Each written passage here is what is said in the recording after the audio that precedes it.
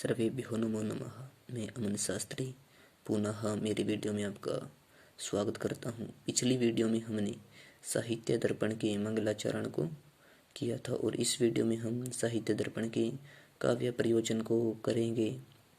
तो आइए शुरू करते हैं कि चतुर्वर्ग फल प्राप्ति ही सुखाद अल्पदियामपि काव्यादेव यत्तस्तेन तत्स्वरूपं निरूप्यते। एक बार इसका अन्वय देख लीजिए।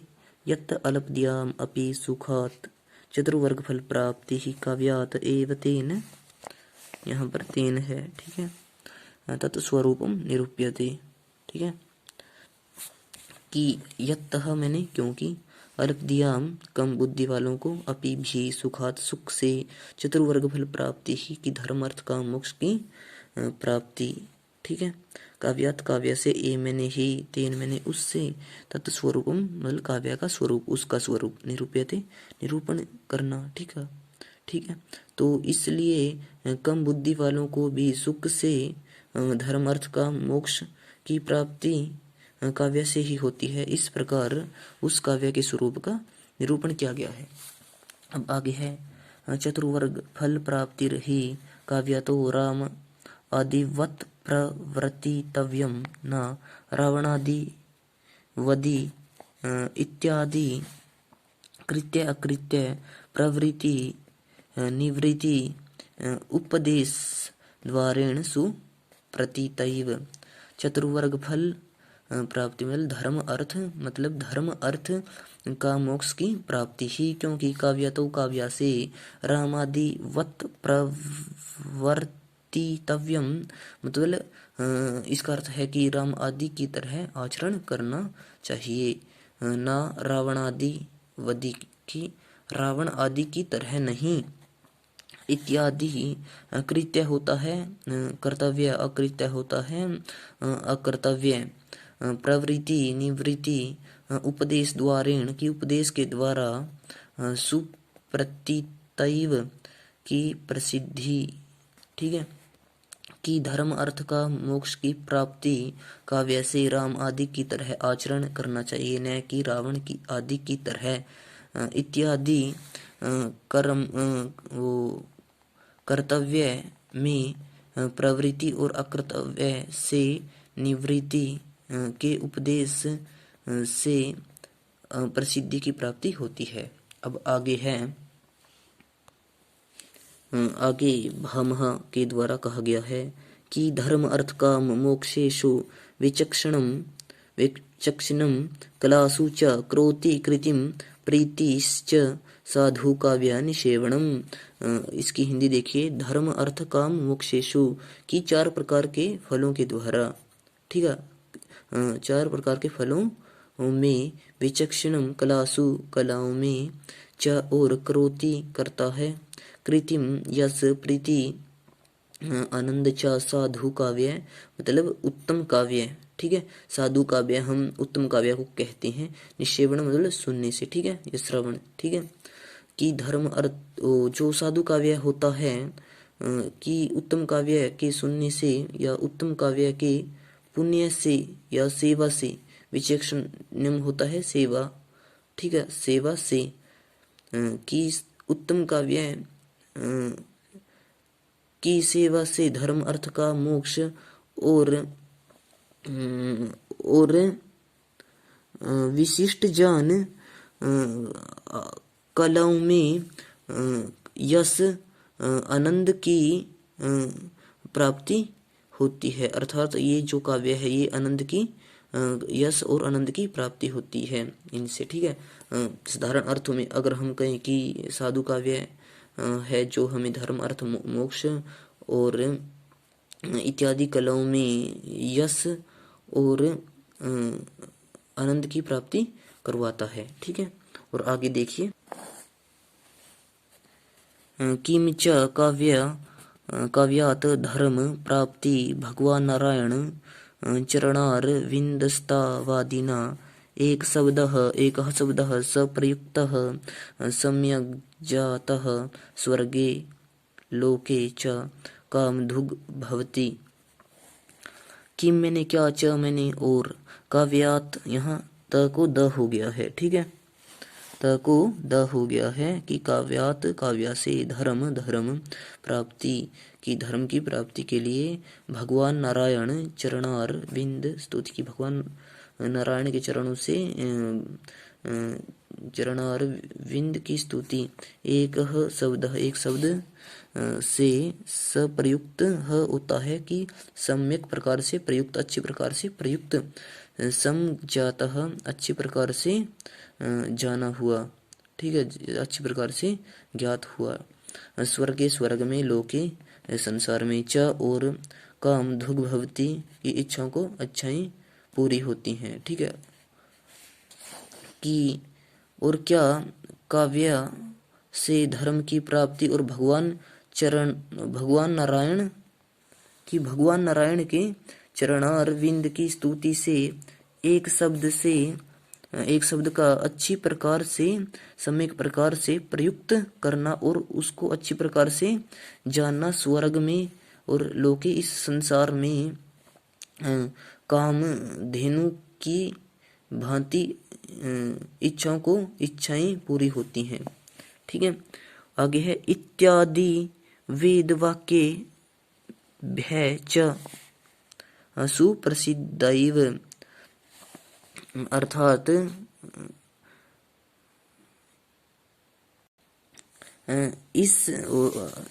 इस प्रकार वेद आदि वाक्य से यह स्पष्ट होता है ठीक है आगे अर्थ प्राप्ति ही च प्रत्यक्ष सिद्धा ठीक है कि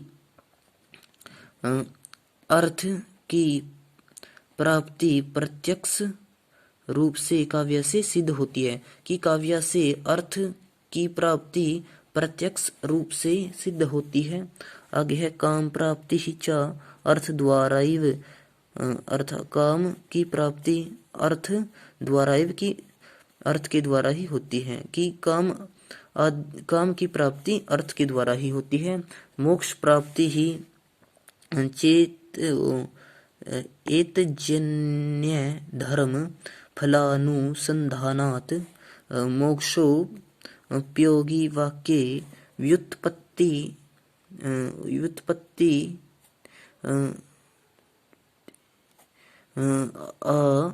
अधायकत्वाच् ठीक है इसमें कहा गया है कि मोक्ष प्राप्ति होता है मोक्ष की प्राप्ति के लिए एतजन्य का अर्थ होता है कि सत्य काव्य के अभ्यास से उत्पन्न ठीक है अनुसंधानात होता है त्याग करने से ठीक है मोक्ष उपयोगी वाक्य की मोक्ष उपयोगी वाक्य में व्युत्पत्ति अदायकत्वाच ठीक है इसमें कहा गया है कि मोक्ष की प्राप्ति के लिए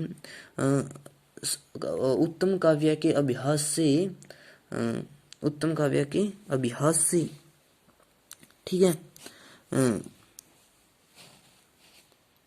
और धर्म के फल को त्याग करने से और मोक्ष के लिए उपयोगी वाक्य में पद एवं पदार्थ के संबंध के बोध से व्युत्पत्ति का आधान करने से भी होती है।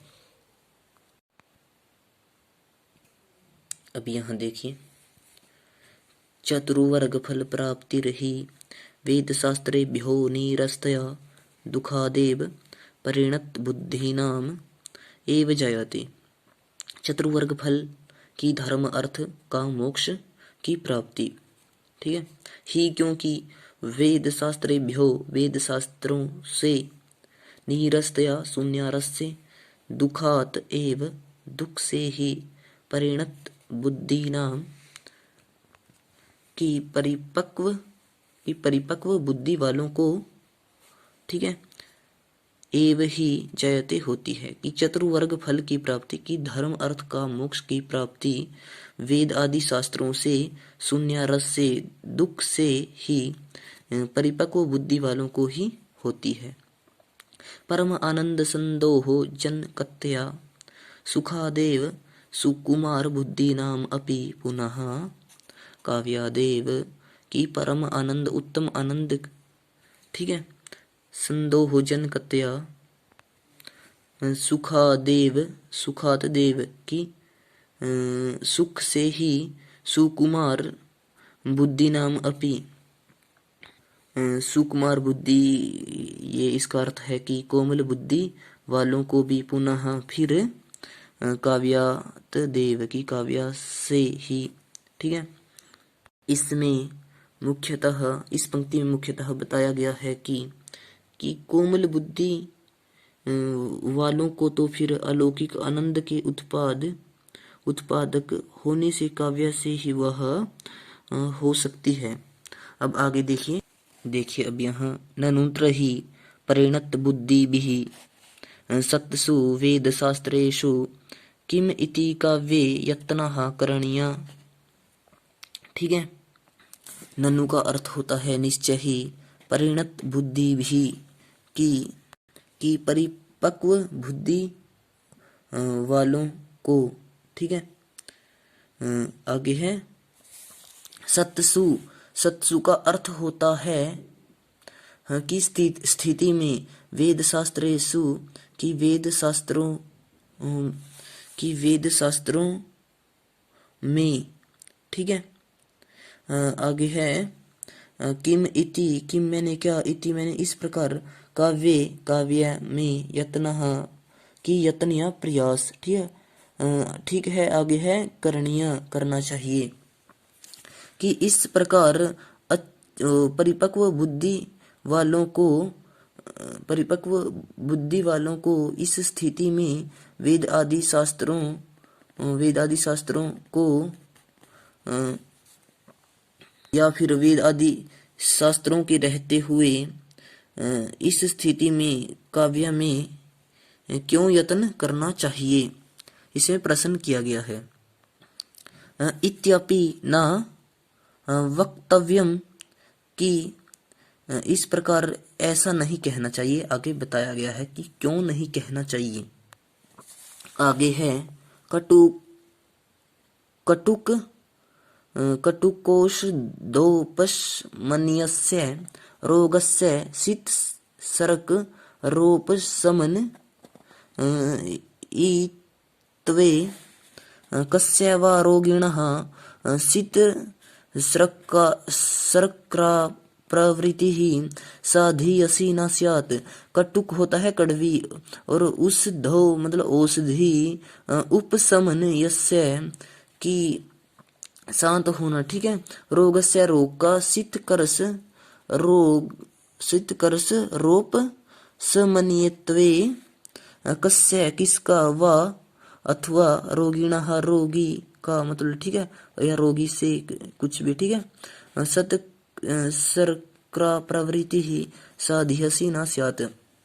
इसमें मुख्यतः कहा गया है कि अगर वही कड़वी औषधि से शांत होने वाले रोगी का मधुर आदि मीठी वस्तु से समन हो सके तो किस रोगी को चीनी में अर्थात मधुरता में प्रवृत्ति अच्छी नहीं लगेगी। ठीक है, आगे है किंच काव्यस्योपादेयत्वम् अग्नि पुराणे प्रयुक्तम, कि काव्य के उपदेयत्व के विषय में अग्नि पुराण में भी कहा गया है। क्या कहा गया है तो आगे देखिए, कि नरत्वं दुर्लभम लोके विद्या तत्र सुदुर्लभः, कवित्वं दुर्लभम तत्र शक्ति तत्र है ये। ठीक है, सुदुर्लभः, नरत्व होता है मनुष्य योनि, दुर्लभम दुर्लभता से। ठीक है, लोके संसार में, विद्या की विद्या ज्ञान, तत्र वह सुदुर्लभः की दुर्लभ। ठीक है, कवित्वम की कवित्वम होता है कि कवित्व। ठीक है, उसका कवित्व है जो, दुर्लभम तत्र वह शक्ति ही की शक्ति। ठीक है, सुदुर्लभ है। ठीक है, इसमें मुख्यतः कहा गया है कि इस संसार में मनुष्य योनि में जन्म ले पाना दुर्लभ है। ठीक है, और उसमें भी विद्या। ठीक है, कि मनुष्य योनि में भी विद्या दुर्लभ है और विद्या प्राप्ति में कवित्व होना दुर्लभ है और कवित्व वालों में भी शक्ति तो एकदम दुर्लभ है। ठीक है। और आगे त्रिवर्ग साधन नाटकम। त्रिवर्ग साधन ये धर्म अर्थ और काम होते हैं। ठीक है। आगे विष्णु पुराण में भी कहा गया है। तो क्या कहा गया है आगे देखते हैं कि काव्यालापाः च ये केचिद् गीत कन्या खिलानी च शब्द मूर्ति धरस ये तय विष्णुरंसा महात्मनः। कि इसमें मुख्यतः कहा गया। तो पहले इनके शब्दों के अर्थों को जान ले एक बार। काव्यालापश्च ये केचिद् गीत कन्या खिलान च। इसमें जो ये है शब्द मूर्ति धर, शब्द मूर्ति होता है कि, और जो ये विष्णु अंश है कि विष्णु का अंश महात्मनः महात्मा। ठीक है। इसमें मुख्यतः कहा गया है कि जो कोई भी काव्य है, ठीक है, जो कुछ भी काव्य है वे और समस्त गीत शब्द रूप मूर्ति को धारण करने वाले महात्मा विष्णु के अंश के समान है। तो ये था हमारा साहित्य दर्पण का काव्य प्रयोजन। तो इसी के साथ हम पुनः मिलेंगे, फिर मिलेंगे। धन्यवाद।